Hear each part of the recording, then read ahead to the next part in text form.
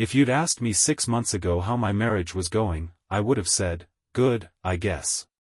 That's how it is sometimes, you don't realize the cracks are there until the whole thing starts falling apart. My wife, Emily, and I had been married for 7 years. Long enough for the honeymoon phase to fade, but short enough that I didn't expect our vows to be treated like an optional clause. Emily was the type of person who always seemed in control, organized, confident, the kind who made to-do lists even for vacations. I admired that about her when we first met. But somewhere along the line, that control started to feel more like distance. Our conversations became surface level, her smiles felt thinner, and sex was, well, less frequent and more mechanical. Like checking a box rather than connecting. At first, I thought it was just life. We both had demanding jobs, she worked in marketing, and I managed a small construction firm. Stress, deadlines, long hours, it wears on you. But then little things started adding up. She'd be unusually dressed up for work meetings, coming home late with flimsy excuses that didn't quite line up. She'd laugh at texts and quickly put her phone face down when I walked into the room. I noticed, of course. But I didn't want to believe what I was thinking. It's easier to explain it away than face the idea that the person you share a life with might be sharing more with someone else. Then came the day we needed some electrical work done around the house, outlets weren't working in the living room, and the breaker kept tripping. Emily insisted on hiring Jason, an electrician recommended by a friend. She handled the calls, scheduled the appointments, and even insisted on being home while he did the work because she wanted to make sure it was done right.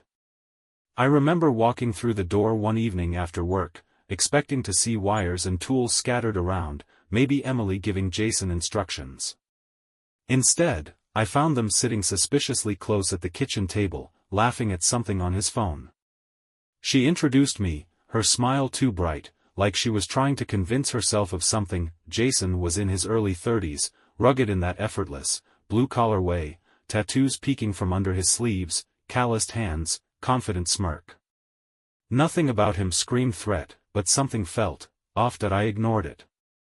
Told myself I was overthinking.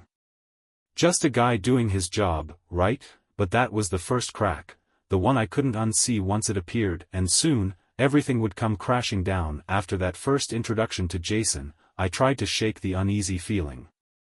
Maybe it was just my ego, some weird territorial thing because another man was in my house, laughing with my wife. I told myself to get over it. After all, Emily seemed happier lately, more relaxed, even affectionate in small ways she hadn't been for months. I thought, maybe the stress is lifting. Maybe we're okay, but the feeling didn't go away. It grew louder. Jason's visits became more frequent than necessary. First, it was the outlet repairs. Then it was unexpected wiring issues that apparently required multiple follow-ups. Emily always scheduled him for times when I was at work, but sometimes I'd come home early, just to surprise her, or maybe to surprise myself. One afternoon, I left work early. No warning. No text. Just decided I'd bring Emily her favorite takeout, thinking maybe we could have a spontaneous date night. I parked down the street, not really sure why. Maybe I didn't want to admit that I was suspicious. I just sat there for a minute, staring at our front door, my heart racing for reasons I couldn't explain. When I walked in, the house was too quiet. No sound of tools. No laughter. Just silence. I called out, Emily. No answer. I set the food down and moved quietly through the house. That's when I heard it, a faint noise from upstairs. Our bedroom. I froze, my heart pounding so hard I could hear it in my ears. I wanted to believe it was nothing. Maybe Emily was just napping, maybe Jason had already left, but the door was slightly ajar, and curiosity, or something darker, pulled me closer. I pushed the door open. There they were, Emily and Jason. Not even pretending. Clothes half off, tangled in sheets that we'd picked out together from a weekend sale. The room smelled of sweat and something sour, like betrayal had a scent all its own. For a second, they didn't even notice me. Too wrapped up in each other. When Emily finally saw me, her face shifted from shock to annoyance, like I was the one intruding. "Ryan, what are you doing here?" she snapped, pulling the sheet around herself as if modesty mattered now that I stood there, speechless, the world spinning around me but my feet glued to the floor. Jason didn't say a word. Just sat there, unapologetic, like this was just another Tuesday for him. That I didn't yell. I didn't throw things. I just turned around and walked out, because sometimes silence screams louder than words. And in that moment, it said everything that I don't remember the drive after I left the house. My hands were on the wheel, but my mind was somewhere else entirely, a hazy, white noise buzzing in my ears. It wasn't like the movies where the guy explodes, flips tables, throws punches. No, it was worse. It was cold. Numb. Like my emotions hit a wall and refused to come out. That I parked in an empty lot near the waterfront. I sat there, staring at the horizon, gripping the steering wheel so tightly my knuckles turned white. The image of Emily tangled up with Jason burned behind my eyelids like a film reel stuck on repeat. How long had it been going on? When did I become the stranger in my own marriage? After an hour, or maybe more, I drove back home. Not because I wanted to, but because I needed answers. The kind you can't text or email. The kind that require looking someone in the eye. When I walked in, Emily was sitting on the couch, wrapped in a throw blanket, her face a perfect mask of indifference. Jason was gone. No sign of him. No apology note. Just the faint smell of his cologne lingering like a stain on the air. She didn't look surprised to see me. "Ryan, we need to talk," she said, her voice calm. Too calm that I laughed, but it wasn't a happy laugh. More like disbelief. "Oh, now we need to talk." She sighed, like I was the one being unreasonable. "Look, I know what you saw." "Oh, you mean you having sex with the electrician in our bed?" I cut her off, my voice sharper than I intended. "Yeah, I saw that pretty clearly." She rolled her eyes. "It's not what you think," she said, like those words were some magical spell that could rewrite reality. That I paced the room, trying to contain the storm brewing inside me. "Enlighten me, Emily. What exactly did I misinterpret?" She stood up, crossing her arms, slipping into defense mode. "It just happened. I didn't plan for this." I stared at her, feeling like I was looking at a stranger. "You didn't plan it?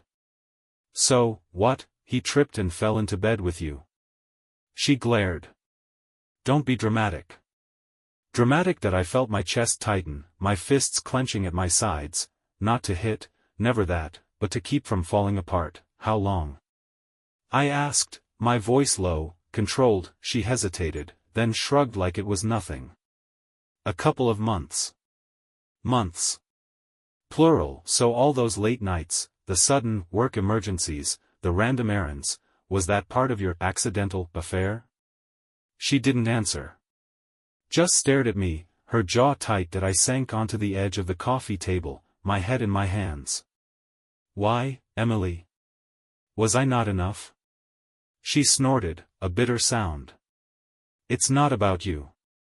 That hit harder than any slap could have. "It's always the same routine with you, Ryan," she continued, her words like knives. "Work, eat, sleep. You've become boring." Boring, like I was an old chair she got tired of sitting in. I stood up, the numbness giving way to anger. "So instead of talking to me, you decided to screw the guy who fixes our light switches?" She shrugged again. "At least he made me feel something." Her words echoed in the room, bouncing off the walls, suffocating me. I grabbed my jacket, heading for the door. "Where are you going?" she called after me, her tone flat. "Anywhere but here," I replied without looking back, because sometimes the only thing left to say is nothing at all. That I didn't have a destination when I left the house. I just drove, the headlights cutting through the darkness, the city blurring past like it didn't care about the wreckage I'd left behind. My mind replayed her words on a loop. "At least he made me feel something." Like our years together were nothing more than background noise to her newfound excitement. That I ended up in the parking lot of an old diner, one of those places that's open 24/7 but always feels half asleep. I sat in my car, staring at the flickering neon sign, my hands trembling on the steering wheel. It wasn't just anger. It was grief. The kind you don't expect, the kind that sneaks up on you when you realize the life you built wasn't real, at least not to the person you built it with. Eventually, I went inside, not because I was hungry but because I needed somewhere that wasn't my car. I ordered black coffee, not tasting it, just needing something to hold. The waitress, an older woman named Marge, according to her name tag, must have seen the mess written all over my face. "Long night?" she asked, pouring me a refill without waiting for an answer. I gave a hollow laugh. "Yeah. You could say that." She didn't press. Just gave me a knowing nod and moved on, leaving me alone with my thoughts. Funny how strangers sometimes give you more space to breathe than the people closest to you. I sat there for hours, staring at nothing, until my phone buzzed. It was Emily. "Emily, we need to talk." I stared at the message, my thumb hovering over the screen. Part of me wanted to delete it, pretend it didn't exist. But curiosity, or maybe some twisted sense of closure, made me reply. "Me, tomorrow. I'll be home after work." Simple. Direct. No emotion. The next day at work was a blur. I went through the motions, meetings, emails, pretending like my life hadn't imploded less than 24 hours ago. No one noticed. Or maybe they did, but people are good at ignoring the signs when it's easier than asking questions. When I got home, Emily was already there, sitting on the couch like she owned the place, which, technically, she did. Half of it, anyway. The same couch where we'd watched movies, had lazy Sunday mornings, planned vacations we never took. She looked up as I walked in, her face carefully composed. No tears. No signs of regret. Just, blank. "We need to figure things out," she said, as if we were negotiating a contract instead of dissecting the remains of our marriage. I sat across from her, keeping my distance. "There's nothing to figure out." She rolled her eyes, annoyed by my lack of interest. "So that's it? You're just walking away?" I clenched my jaw, holding back the thousand things I wanted to say. "You made that decision the moment you invited him into our bed." She didn't flinch. No apology. No guilt.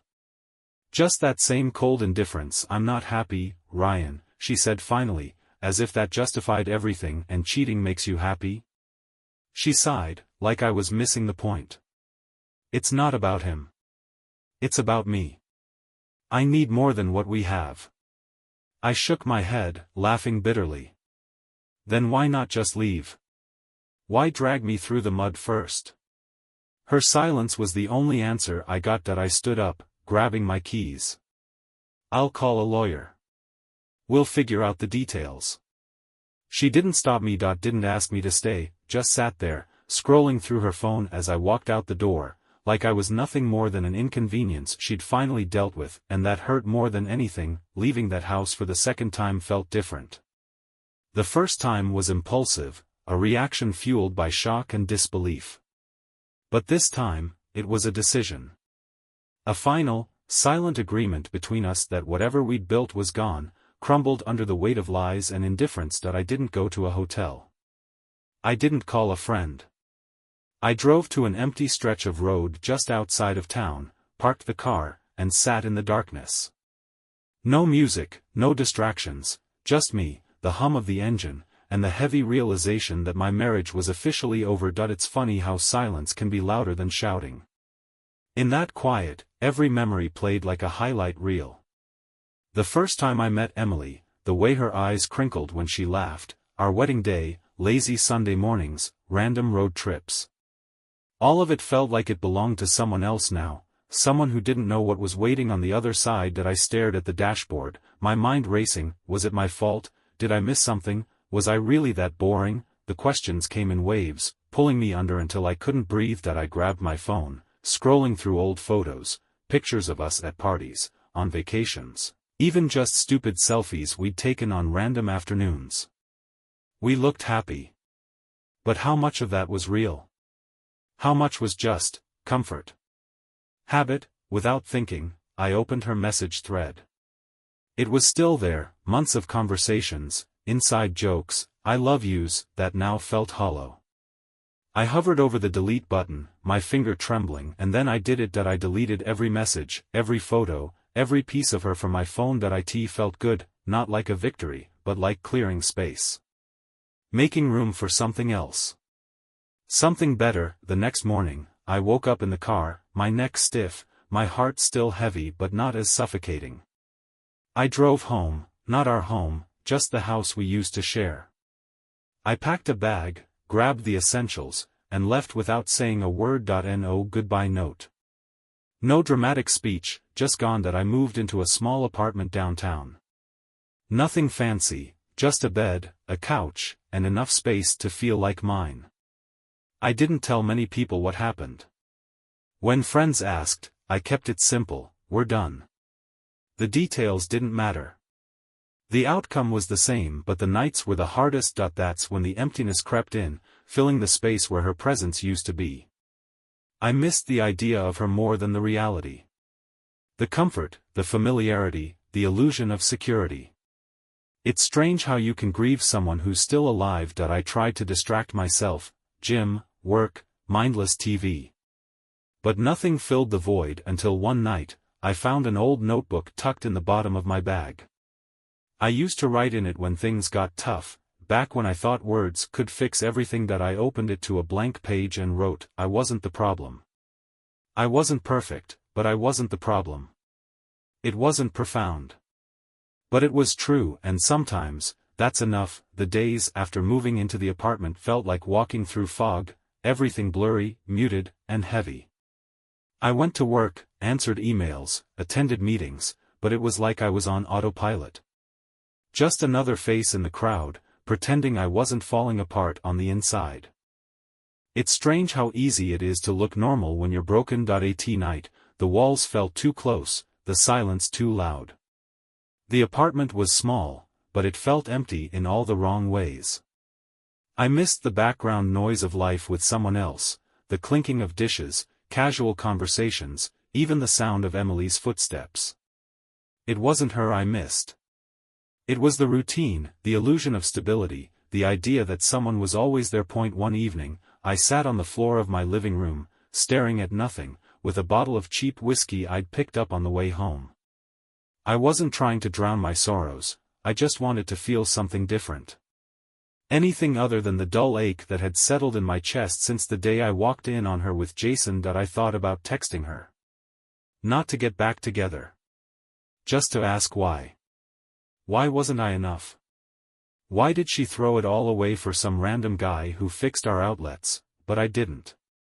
I knew she wouldn't have an answer that made sense. Or worse, she'd have an answer that did. Instead, I picked up that notebook again. I flipped to the page where I'd written, I wasn't the problem, and stared at it for a long time before adding, but I wasn't perfect either. Not because I blamed myself for her cheating, there's no excuse for that. But I realized I'd been so focused on the betrayal that I hadn't thought about the cracks that formed long before Jason showed up with his toolbox. I wasn't present. I got comfortable. We both did. It doesn't justify what she did, but it explained how we got there. In the following weeks, I started rebuilding, not just my life, but me. I went back to the gym, not because I wanted revenge abs or some cliché, post-breakup glow-up, but because I needed to feel strong again, even if it was just physically. I reconnected with old friends I'd drifted from during the marriage. Funny how easy it is to lose people when you're wrapped up in someone else. My buddy Mike invited me out for drinks one night, and for the first time in months, I said yes. Sitting at that bar, surrounded by laughter and music, I felt something I hadn't felt in a long time: normal. Not like the guy whose wife cheated on him. Just Ryan, having a beer, talking about dumb stuff, and not thinking about her. Of course, the ache didn't disappear overnight. There were still nights when I'd wake up at 3 a.m., staring at the ceiling, wondering if she ever thought about me. If she regretted it. If she even cared. But those nights became less frequent, and eventually, I realized the answer didn't matter. because I mattered, and that was enough to keep going. Life after betrayal doesn't come with a manual. There's no guide that tells you how to process the grief of losing someone who's still alive, who you might even bump into at the grocery store, looking completely fine while you're standing there, barely holding it together. But something shifted after that night at the bar with Mike. It wasn't like flipping a switch, it was subtle, like the first warm breeze after a long winter. I laughed without forcing it. I didn't check my phone expecting a message from Emily. I wasn't healed, not even close, but for the first time in months, I felt like maybe healing was possible. That I started filling my time with things that weren't tied to her. I dusted off my old camera, the one I'd shoved in the back of the closet when life got busy and marriage routines took over. Photography had always been my escape, a way to capture the world through a different lens, literally. I hadn't realized how much I missed it until I held that camera again, the weight of it grounding me in a way nothing else had. Weekends became my therapy sessions with myself. I'd drive to random places, abandoned buildings, empty beaches, forgotten trails, and just shoot. Not for anyone else. Not to post online or impress anyone. Just for me. One Saturday, I found myself at an old train yard on the outskirts of town. The tracks were rusted, the graffiti faded, but there was beauty in the decay. I was crouched down, framing a shot of a broken window when I heard a voice behind me. "That's a pretty cool angle." I turned around, squinting against the sun. A woman stood there, holding a camera of her own. She wore a faded denim jacket, her hair pulled back in a messy bun, strands escaping like they had minds of their own. There was something effortless about her, the kind of confidence that doesn't need to announce itself. "Yeah, the light hits just right through the cracks," I replied, standing up and dusting off my jeans. She smiled. "Mind if I join you?" We ended up talking for hours, walking the tracks, swapping stories about photography, life, and everything in between. Her name was Sophie. She wasn't intrusive, didn't ask about the sadness I'm sure I was still wearing like a second skin. She just existed beside me, and for the first time in a long time, I realized how refreshing it was to be with someone who didn't come with history attached. After that day, Sophie and I started meeting up regularly. Sometimes we'd shoot photos, sometimes we'd just sit with coffee, not needing to fill every silence with words. There was no pressure, no expectations, just an easy companionship that felt like breathing after holding my breath for too long. But healing isn't linear. Just when you think you're fine, something sneaks up and punches you in the gut. For me, that punch came when I saw Emily again. It was a random Tuesday.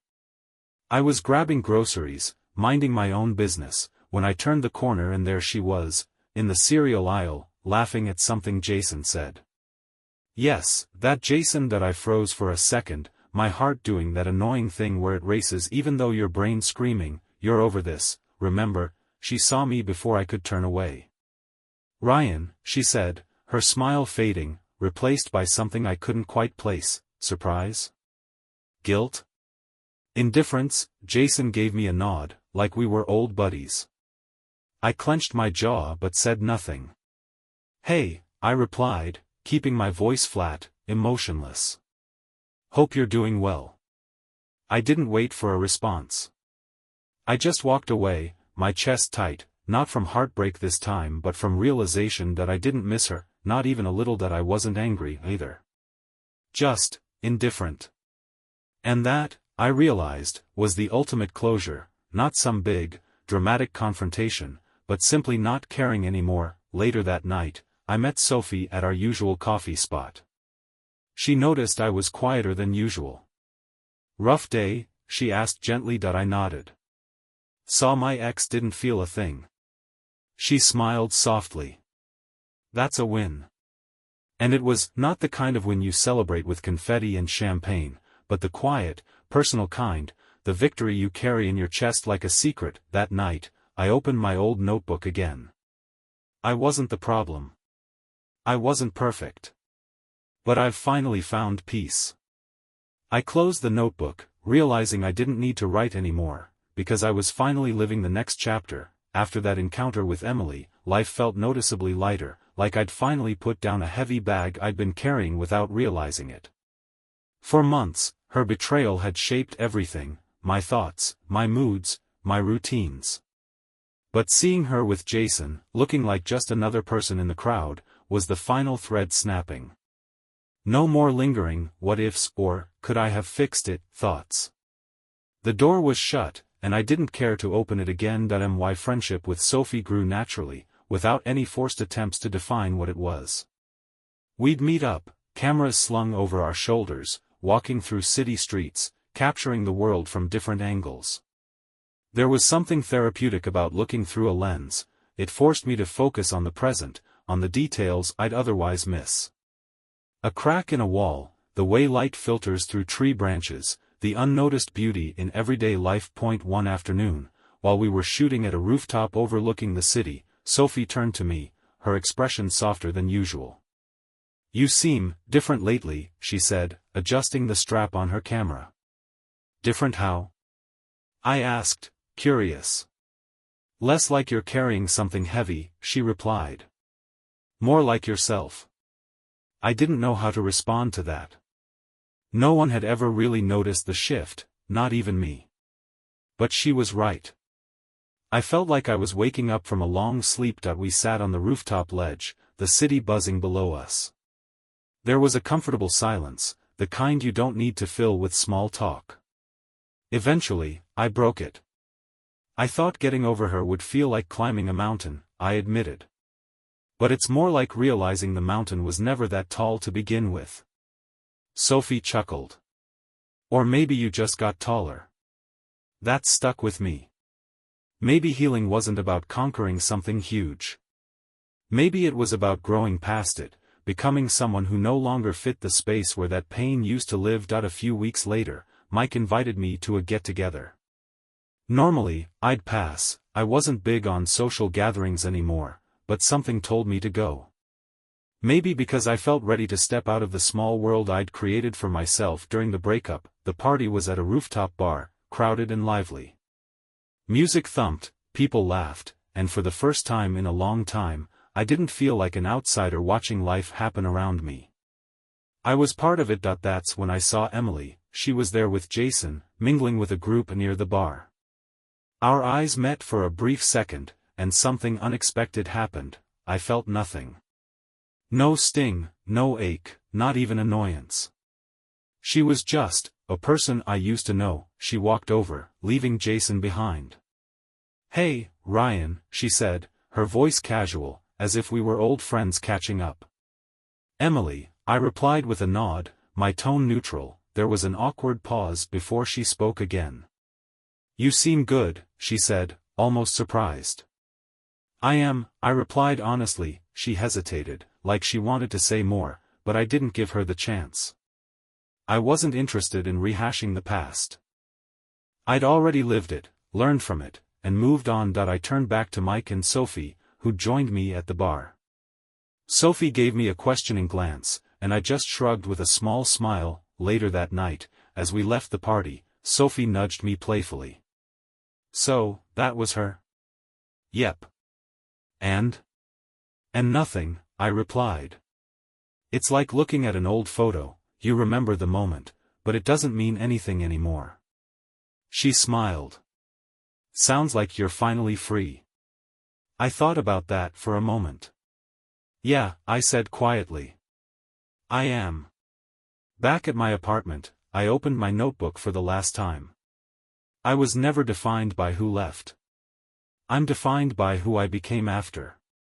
I closed the notebook, knowing I'd written the final page, not because the story was over, but because I was no longer living in the past. The next chapter was mine to write, and I was ready. After that night at the rooftop bar, everything felt different, not dramatically, not like the universe had shifted overnight.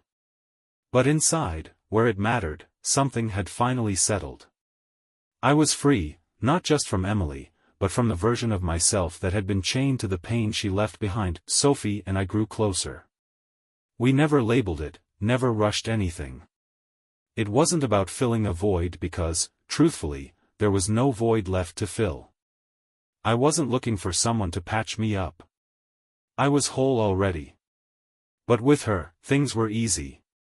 We could sit in silence without feeling the need to fill it, or talk for hours without realizing where the time went. One Sunday morning, we decided to take a road trip, no plans, no destination. Just the open road, a couple of cameras, and whatever music we could agree on. We drove for hours, windows down, wind rushing in like it was trying to sweep away any remnants of the past. At one point, we pulled over near an old bridge overlooking a quiet river. The water was calm, reflecting the sky so perfectly it looked like a second world beneath the surface. We sat on the edge, legs dangling over the side, cameras resting in our laps. Sophie turned to me, her gaze steady. "Do you ever think about her anymore?" I didn't have to think about my answer. Not really. It wasn't a lie. The memories were still there, tucked away in the attic of my mind, but they didn't hold any weight anymore. They were just there. Part of the story, but not the headline. "That's good," she said softly, then added, "You deserve that kind of peace." We sat there in comfortable silence for a while, the sound of water below us, the sky stretched wide and endless above. Later that night, back at my apartment, I found myself standing in front of an old box I'd shoved in the closet months ago. Inside were photos, keepsakes from my marriage with Emily, wedding pictures, cards, little mementos from trips we'd taken. I pulled it out, sat on the floor, and went through it piece by piece. Surprisingly, there were no tears. No anger. Just a quiet acknowledgement of what was, and acceptance of what would never be. I didn't need to keep any of it. I packed it all back into the box, drove to a nearby park with a public dumpster, and tossed it in without ceremony. No dramatic farewell, no emotional breakdown. Just letting go. Driving home, I felt lighter than I had in years. The next morning, I opened my notebook, one last time. I've carried the weight long enough. It's not mine anymore. I closed it, slid it onto the shelf, and didn't feel the need to open it again, because the story wasn't in those pages anymore. It was out here, in the life I was living, the love I was building, and the man I'd become. Life has a funny way of moving forward, even when you're not ready. But what I'd learned in the months since leaving Emily was that it's not about being ready, it's about showing up. Every day. Even when it hurts. Especially when it hurts. Eventually, you realize the pain isn't as sharp. The memories aren't as heavy. They just exist, like old scars. Proof that you survived. After tossing that box away, something shifted permanently.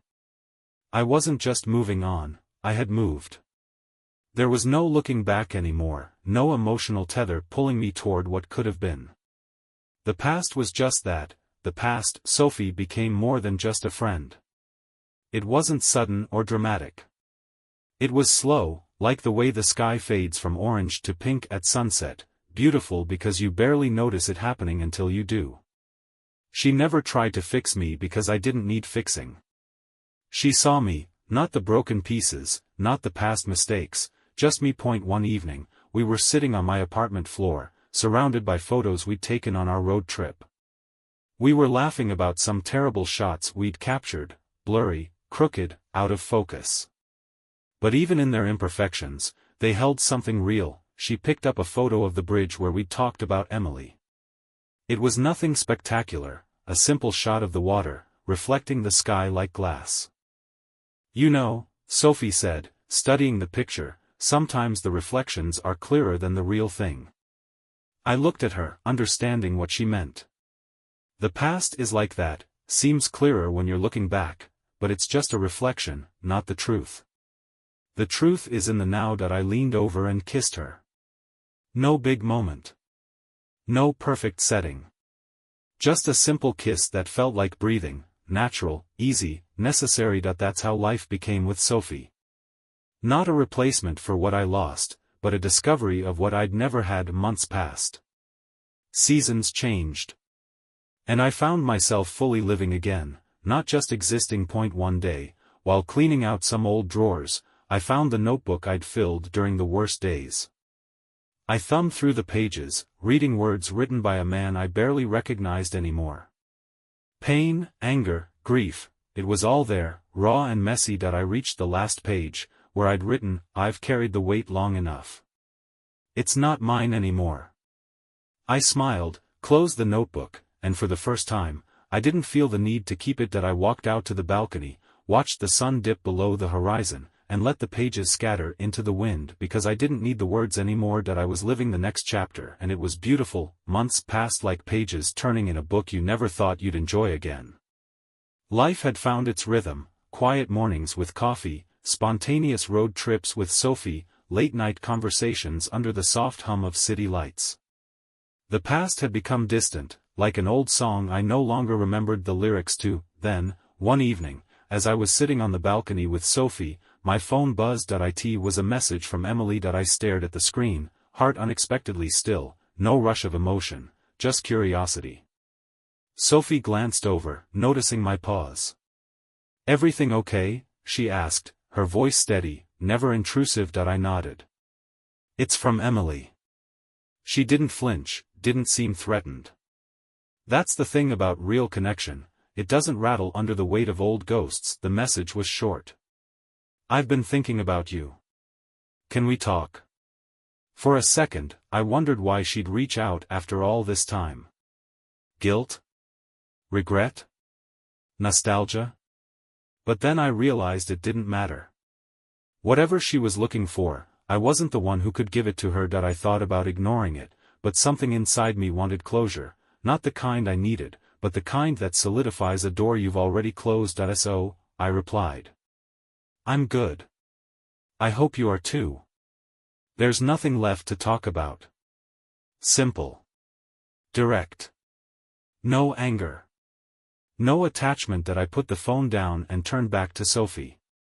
She didn't ask what the message said. She just smiled softly, as if she knew the past had tried to sneak back in, and failed. The next day, I woke up feeling lighter, as if I'd shed the final thread that connected me to a life that no longer existed. Later, while organizing some of my old photo files, I found a picture I'd forgotten about. It was from years ago, a candid shot of Emily laughing at some festival we'd attended.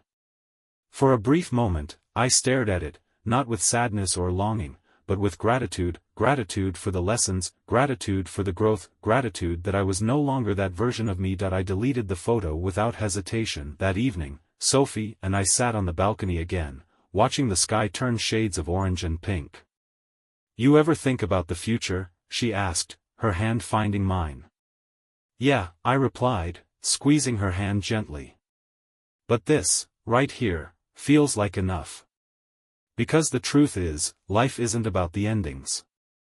It's about the chapters you never expected to write, the ones filled with quiet moments, unexpected joys, and the realization that sometimes, the best stories start after the worst pages have been turned, and mine was just getting started." Life has a way of surprising you when you least expect it, not with grand, cinematic gestures, but with quiet, simple moments that sneak up on you and make you realize just how far you've come. Years passed, Sophie and I built a life that wasn't defined by the past, but shaped by everything we'd learned along the way. Our relationship wasn't perfect because perfection was never the goal. It was real, filled with laughter, arguments over silly things like whose turn it was to do the dishes, and late-night talks about nothing and everything. It was the kind of love that didn't demand attention but gave comfort, like a favorite song you never get tired of hearing. One summer afternoon, we visited an art exhibit downtown. It was a collection of photographs, some raw, some polished, all telling stories without needing words. As we walked through the gallery, I stopped in front of one particular photo. It was a black and white shot of a lone figure standing on a bridge, looking out over the water.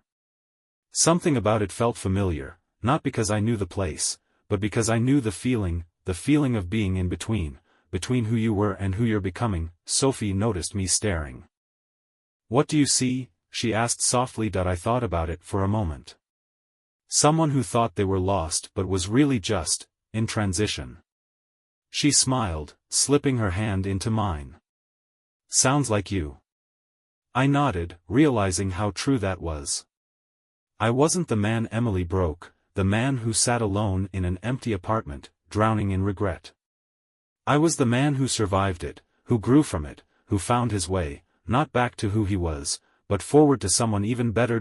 As we left the gallery, I felt something I hadn't felt in years, a deep, peaceful certainty. That night, sitting on our small balcony, watching the sun dip below the horizon, I pulled out an old notebook.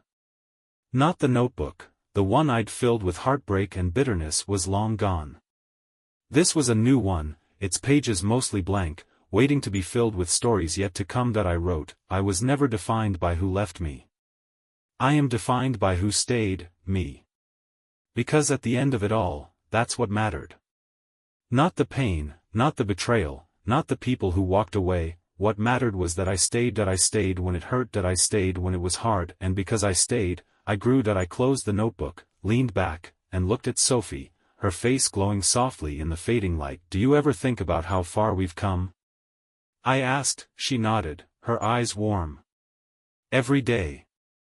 And with that, I realized, this wasn't just the end of a story. It was the beginning of the best part, because sometimes, the most beautiful chapters are the ones you never saw coming.